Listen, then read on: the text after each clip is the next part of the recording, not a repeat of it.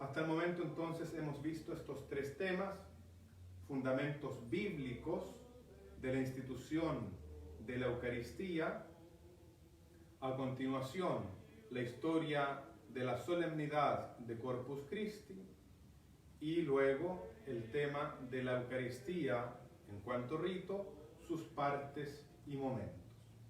Para culminar entonces, ahora vamos a hacer un sencillo taller de liturgia práctica para mostrar cuáles son los muebles litúrgicos, los utensilios litúrgicos y los ornamentos y libros litúrgicos con los cuales se celebra la Eucaristía.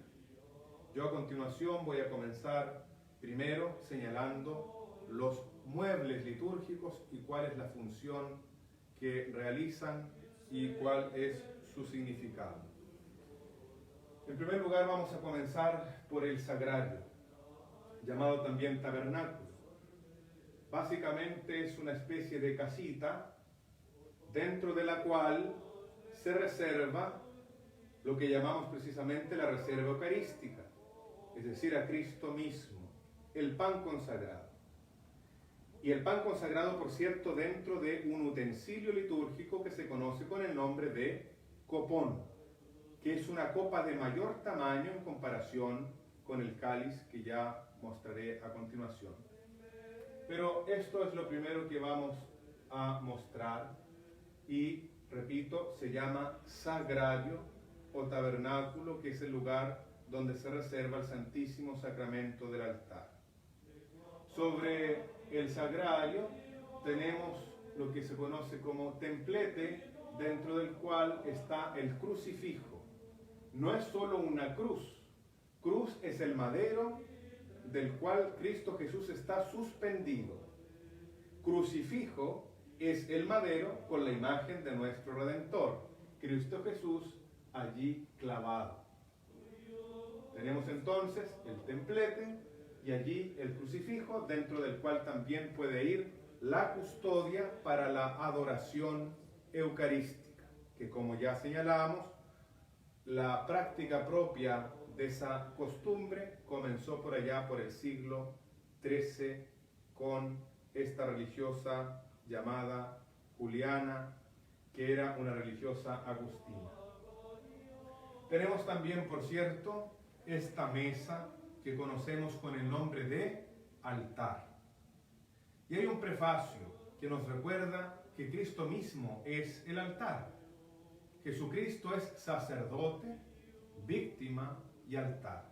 Jesucristo sumo y eterno sacerdote.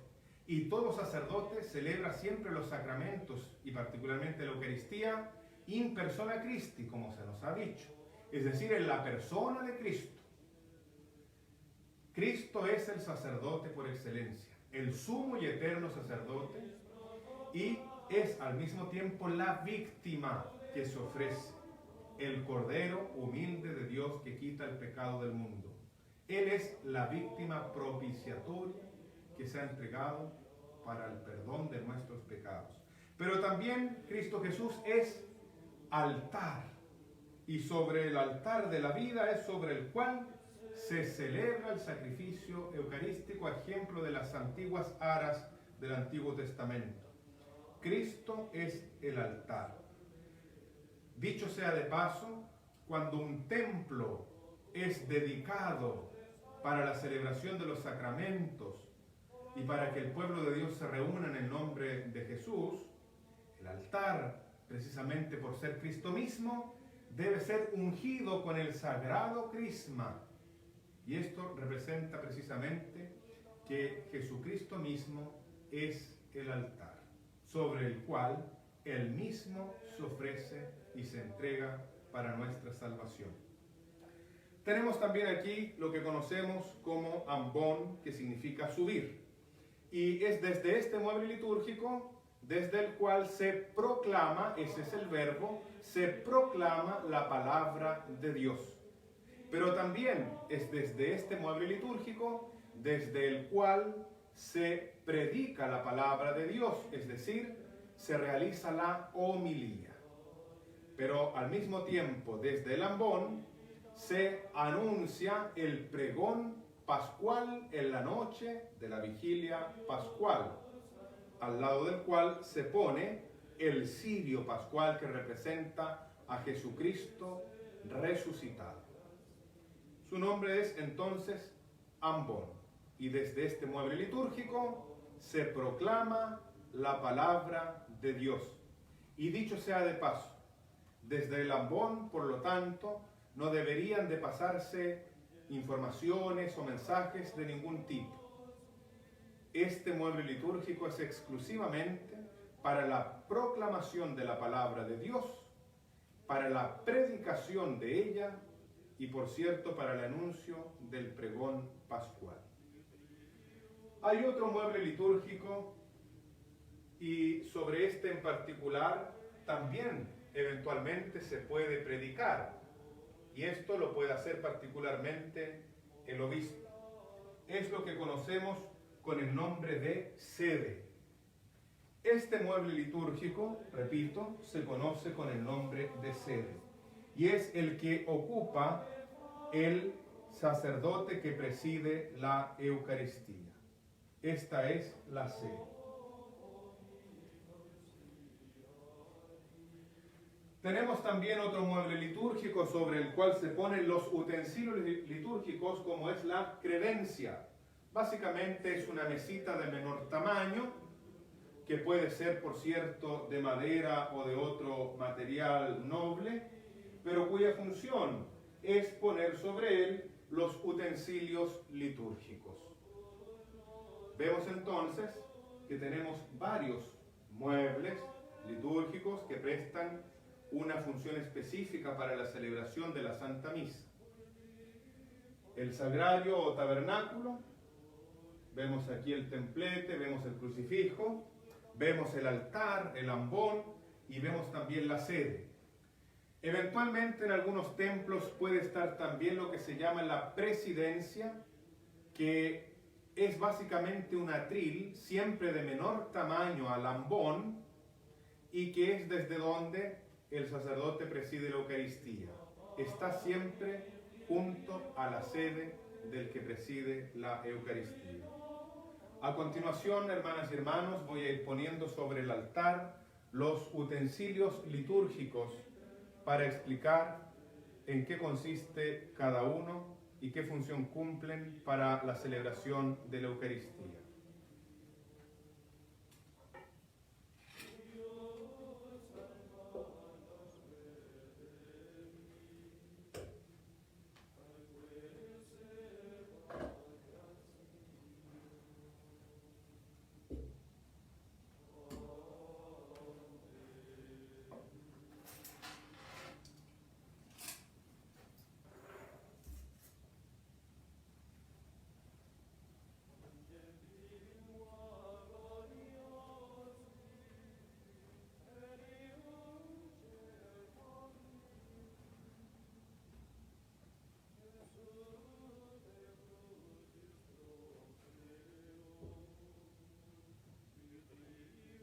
Muy bien, en primer lugar quisiera presentarles el cáliz. Lo vemos aquí ya preparado. Sobre el cáliz tenemos este paño litúrgico que se conoce con el nombre de corporal, y es precisamente lo que señalaba a propósito del milagro de Lanzano y de Orvieto, que es sobre el cual se derramó sangre del cuerpo de Cristo, de aquella hostia que se convirtió en carne viva y que se guarda actualmente en Orvieto como una reliquia para la veneración. Esto se conoce con el nombre de corporal y es el primer paño litúrgico que se extiende sobre el altar y sobre el cual van los utensilios litúrgicos, como son el cáliz y el copón, que ya señalaré.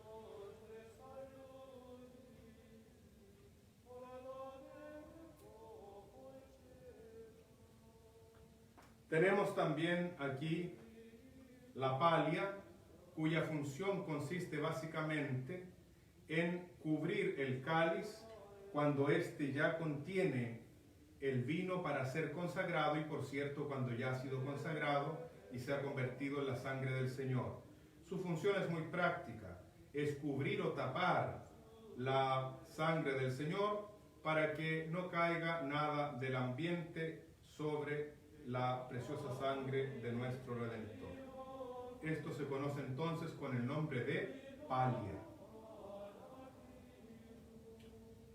En el orden del cáliz vemos también, por cierto, la hostia. Esta hostia está sin consagrar. Hostia significa víctima. Recordemos que Jesucristo es sacerdote, víctima y altar. Esta es la hostia que utiliza particularmente el sacerdote para consagrar. Y tenemos también lo que se conoce como la patena, que es un platillo básicamente sobre el cual se pone el pan, la hostia, para ser consagrada o ya consagrada.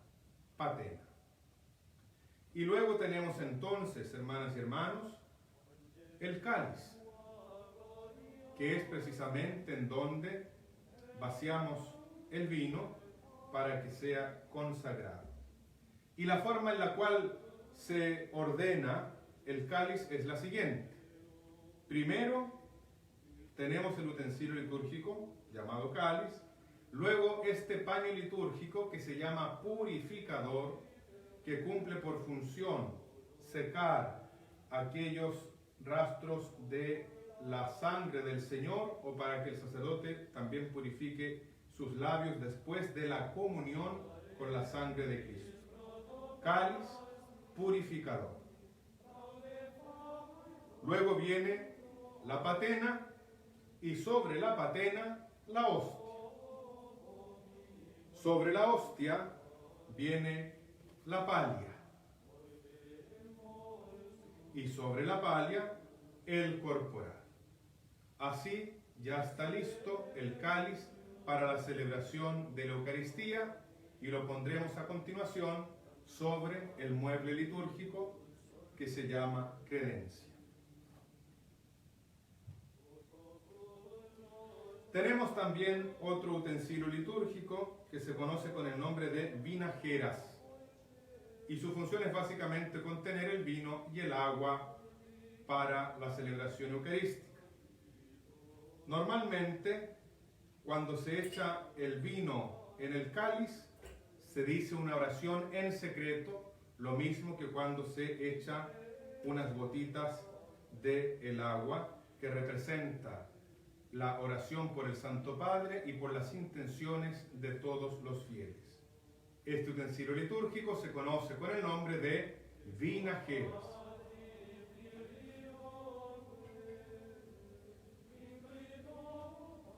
Tenemos también otro utensilio litúrgico que se conoce con el nombre de lavabo y que sirve básicamente para la última purificación del sacerdote que preside antes de ofrecer ya directamente el sacrificio eucarístico. Se utiliza después de que se han presentado las ofrendas de pan y vino. Y al momento en que el sacerdote se lava o purifica las manos, también dice una oración en secreto. Este lavabo va acompañado de este paño litúrgico que se conoce con el nombre de manutergio. Y su función es simplemente secar las manos. Lavabo y manutergio.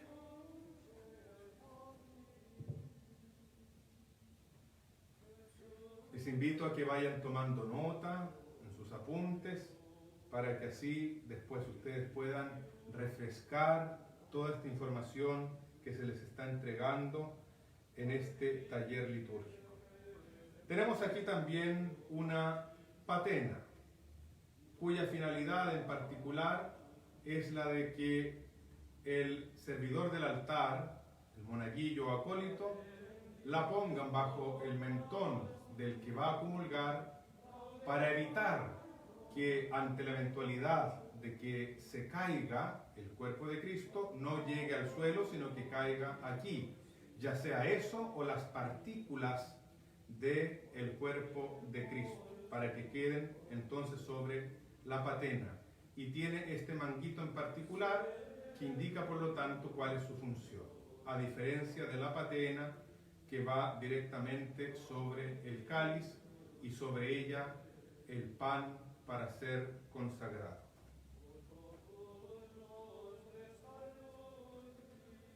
Tenemos también aquí otro utensilio litúrgico que normalmente en la iglesia se utiliza en los días domingo, pero especialmente en las fiestas y solemnidades sobre todo, y de una manera muy particular en las procesiones eucarísticas. El nombre de este utensilio es incensario o turíbulo.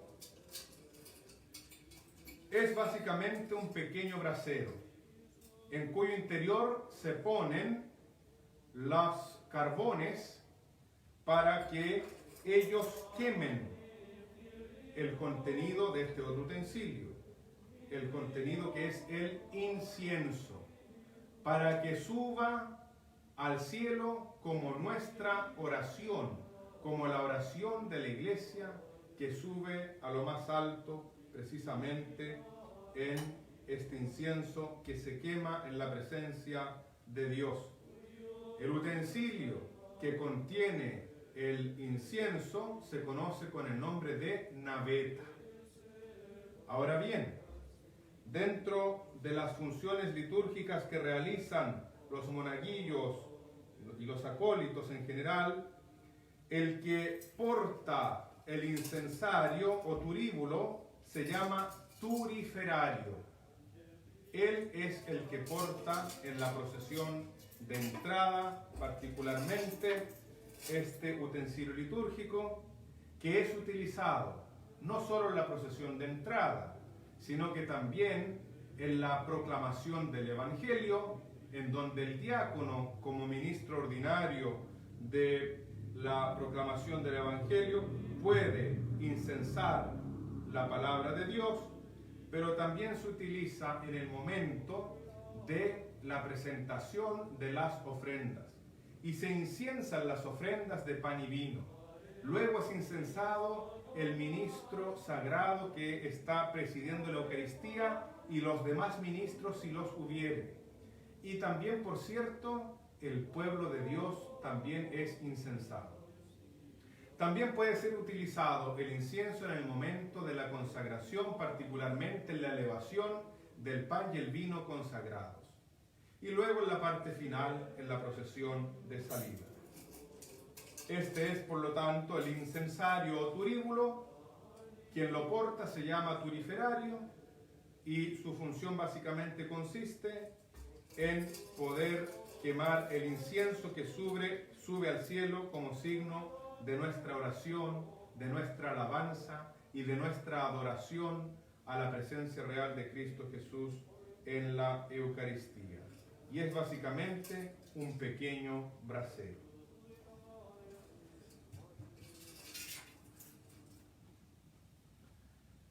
Y este utensilio, ya lo hemos señalado, es la naveta que contiene el incienso, y el acólito que lo lleva se conoce con el nombre de navetero.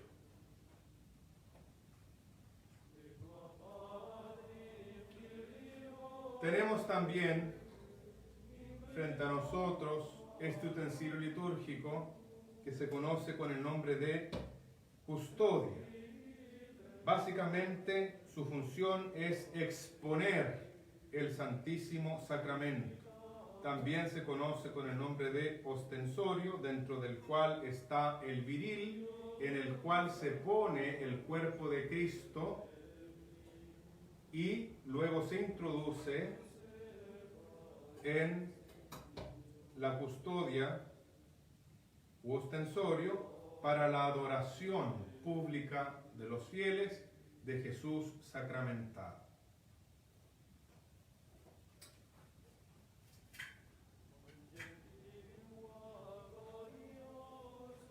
Tenemos también, hermanas y hermanos, este otro utensilio litúrgico que se conoce con el nombre de acetre.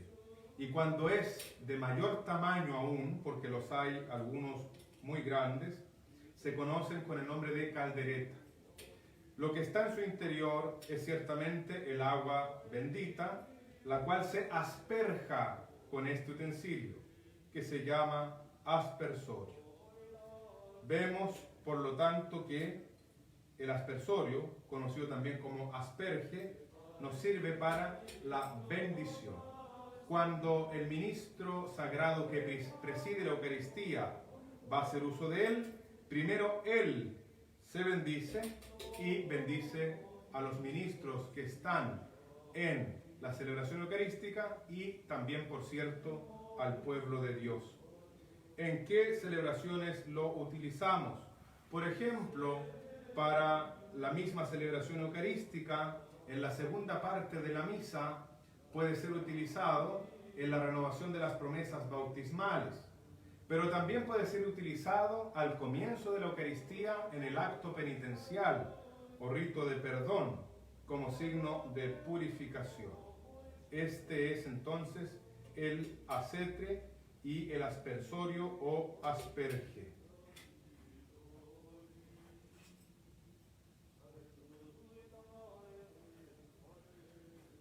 Vemos aquí también los ciriales que están presentes sobre el altar, pero también pueden estar presentes cuando son de mayor tamaño, es decir, más alto, desde el piso, desde el suelo hacia arriba.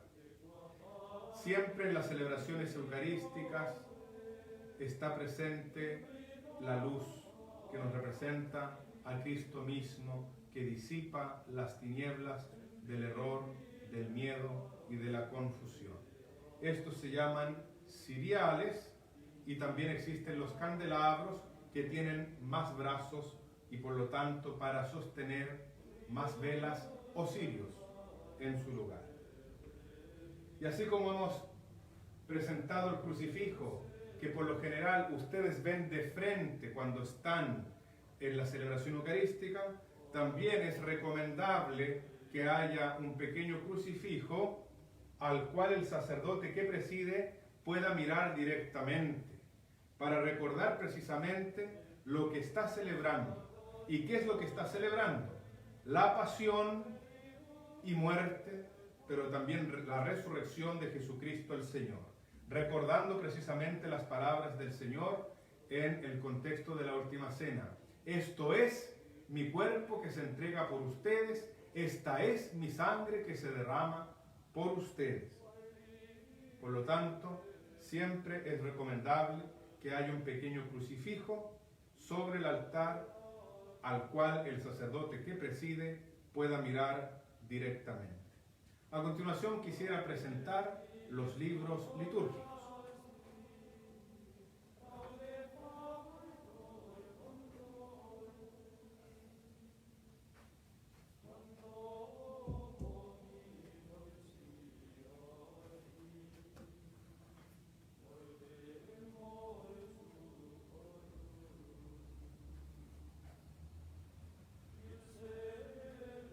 Este libro que vemos aquí se conoce como Misal Romano y contiene básicamente todas las celebraciones litúrgicas del calendario litúrgico, lo que conocemos como las misas dominicales de acuerdo al tiempo litúrgico, las fiestas y solemnidades, así como también las memorias obligatorias y libres de los santos. Incluye también otras oraciones, pero básicamente en este libro aparecen las oraciones para celebrar la Eucaristía. Y lo conocemos, repito, como Misal Romano, y en este caso particular está sobre un atril. Tenemos también distintos leccionarios, que hace referencia precisamente a su función, a la lectio o lectura de la palabra de Dios. Tenemos, por ejemplo, el leccionario dominical, que incluye las lecturas de todos los domingos del calendario litúrgico, pero también de las solemnidades y, por cierto, de algunas fiestas. Leccionario dominical. Pero también está el leccionario ferial, es decir, el leccionario de la feria, que son todos los demás días de la semana. Y aquí están, por lo tanto, las lecturas desde el lunes hasta el día sábado. Leccionario feriado.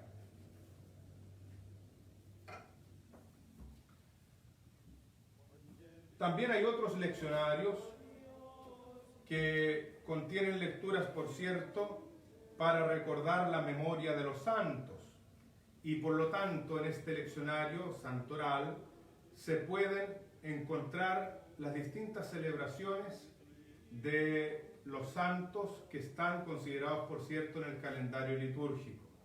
Este se conoce como leccionario de los santos o santoral. Y está también el libro de la oración de los fieles o de la oración universal.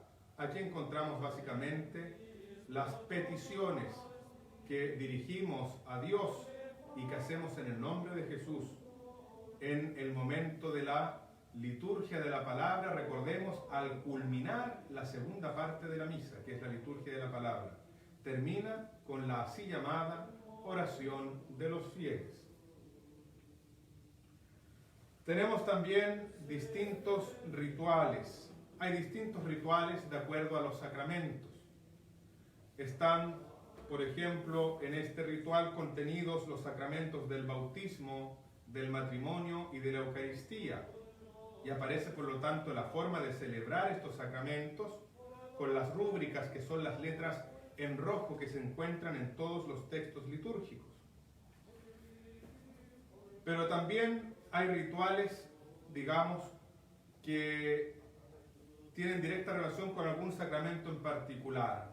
El ritual para la confirmación o ritual para bautismo de niños. En este caso se trata de una edición del Episcopado Mexicano que la presenta como un ritual exclusivo para el bautismo de niños.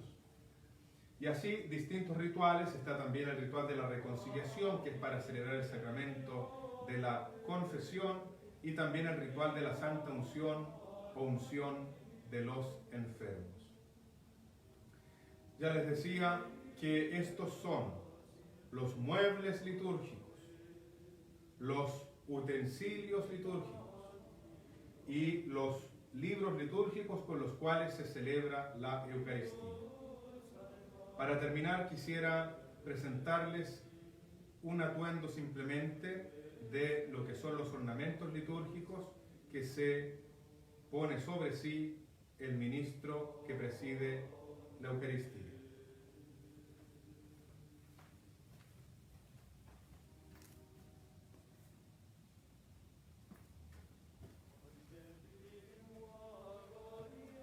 Aquí quisiera presentarles, hermanas y hermanos, lo que se conoce con el nombre de alba. Básicamente es lo que ustedes ven, alba, que traducido significa blanco, y nos recuerda nuestra dignidad de hijos de Dios. Nos recuerda precisamente la vestidura blanca con la cual fuimos bautizados, y nos recuerda que en ese sacramento del bautismo fuimos purificados de toda mancha de pecado. Y esto es lo primero, por cierto, que se pone el sacerdote, salvo que se ponga antes también otro ornamento litúrgico, que es para evitar manchar con el sudor el ornamento que se llama alba.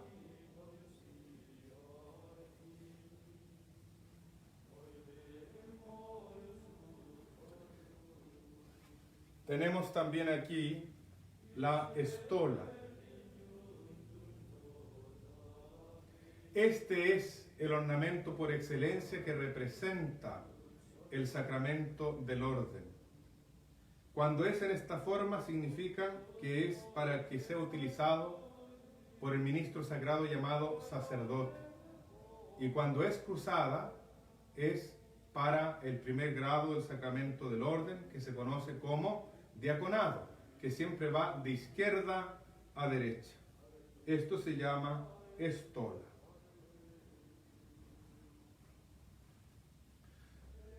También está el cíngulo. No lo tengo en este momento para presentarlo, pero ustedes bien lo conocen, y consiste básicamente en un cinto que el sacerdote se pone a la cintura sobre el alba y puede ir también sobre la estola.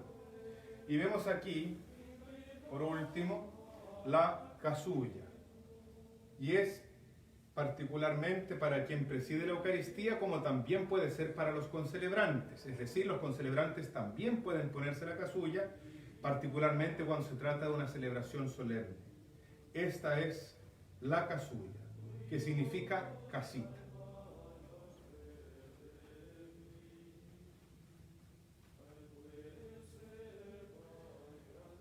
Muy bien, hermanas y hermanos. De esta manera entonces estamos ya concluyendo con este taller y por cierto con esta primera parte, digamos, de la vigilia eucarística en preparación a la solemnidad de Corpus Christi. A continuación vamos a tener un momentito de adoración eucarística. Precisamente para eso es que esta noche hemos preparado estos distintos temas, para que con mayor conciencia podamos adorar a Jesucristo presente de forma real, verdadera y sustancial en el sacramento de la Eucaristía, en donde Jesucristo se hace presente con su cuerpo, su sangre, alma y divinidad. Les invito para que ojalá revisen sus apuntes respecto de lo que hemos reflexionado durante esta noche, para que siempre estén atentos, por lo tanto, a lo que se celebra en la Eucaristía y podamos ir comprendiendo de forma mucho más profunda el significado y sentido de todo lo que realizamos al celebrar el sacramento de la Eucaristía.